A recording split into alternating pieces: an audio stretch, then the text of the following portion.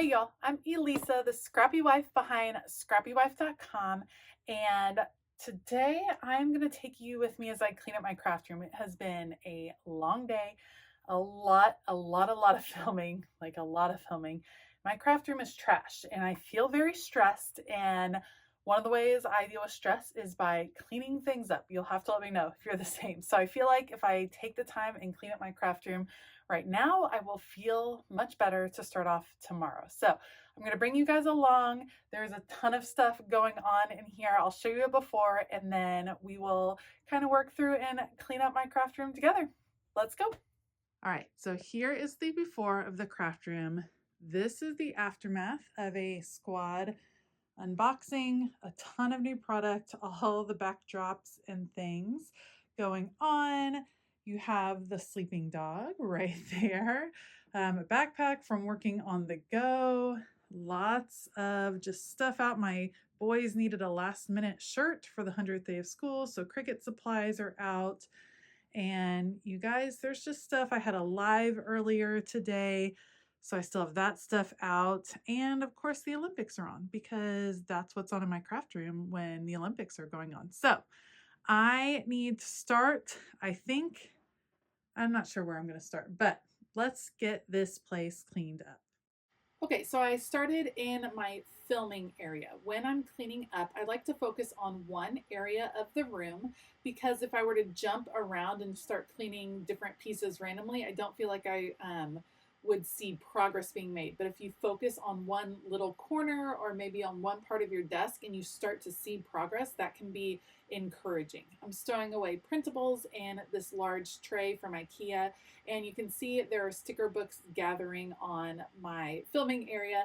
I have an influx of new sticker books from the Happy Planner, and so I am kind of switching out which sticker books are up top, which ones I will use most often, and then these sticker books are going to be stored down in their standard categories.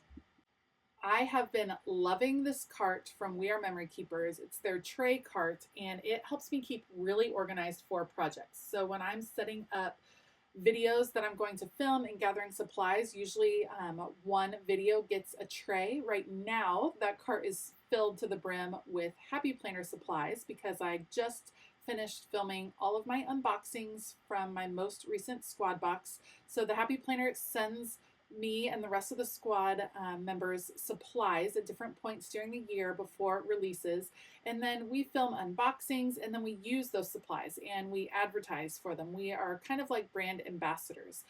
And what I'm doing now, storing the old sticker books, the new ones will go up top so I can grab them more often. And then I received 13 new planners. That's a lot of planners, more planners than any one person could ever use. And so I've had some questions on what I do with some of the planners that I don't use all of the time. The truth is, I use bits and pieces of a lot of these planners for different projects. Some of the projects are for the Happy Planner.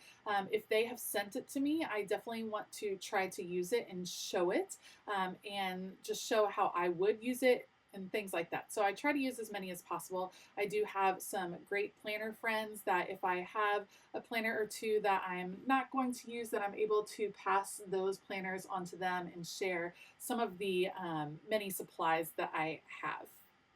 And there are some planners that I have received that I'm not using yet. For instance, I saved all of the undated planners because I can use those in the future. And some of them that I really love but am not going to use yet, I'm going to save because I can always redate them later. So I really feel like I can get the most out of these planners and supplies that I'm receiving. And it's a lot of different stuff, and I am loving being a part of the squad. So the way this shelf is organized is at the top. On the top shelf are planners that I have used in the past and that I'm keeping as like memory things. My old Faith planner, my old classic catch-all from this past year, things like that. The second shelf from the top would be current planners. So planners for the year of 2022. Those are all not, those are planners that I have that I can pull from for 2022. On the next shelf, the third shelf, the one I'm working on right now, that is where I have all of my happy notes, which I have plenty of those, and then I'm putting my smaller planners there because they started to overflow. The bottom is filled with guided journals and some more specialty type planners like a recipe planner and a hand lettering planner. With new supplies that I know I'm going to want to use, I keep those sticker books up top in this Mickey storage. And then I also received a lot more accessories in this most recent squad box, a sticker organizer, some filler paper and things like that, a new cover. So I'm just going to keep all of that stuff together so that I can pull from it as I'm working on some different projects. So you can see those are all new supplies. I like to have them out, easy to grab from, and then older supplies will kind of be put into the typical place where I stash those things. So I have different places in my room where I have, for instance, filler paper or bigger sticker books or things like that. So I move those pieces around and store them in different places, but the ones I know I'm going to grab for in the next month for most recent projects, I keep those out. All right, I saved my desk for last because I'm kind of working from one side of the room to the other, which is my typical pattern when I am cleaning. I just have a bunch of stuff that ends up scattered. I have a huge desk. It's actually a combination of a couple of different desks from IKEA, plus some drawers, plus some extra tops. I'm storing away my Cricut cutting mats and making sure I put the plastic back on top of them, moving the microphone from doing voiceovers. There's lots of little electronics out. And really throughout the day when I'm filming, I just end up with lots of little bits and pieces that are everywhere. Sometimes if it's a crazy project, I clean up in between, but generally I like to clean up at the end of the day, at the end of the workday. It's kind of a way that I just calm down and reset. This is really helping me. If I don't clean up at night and I walk into a messy room, I feel stressed immediately the next day.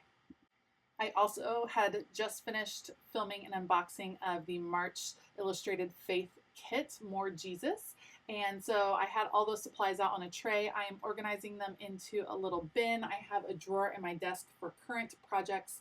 And so right now I still have my February devotional in there, and then I'm just getting all my stuff set with the March devotional, getting it all cleaned up, organized into the bin. I keep all those supplies together until I'm done working through that devotional.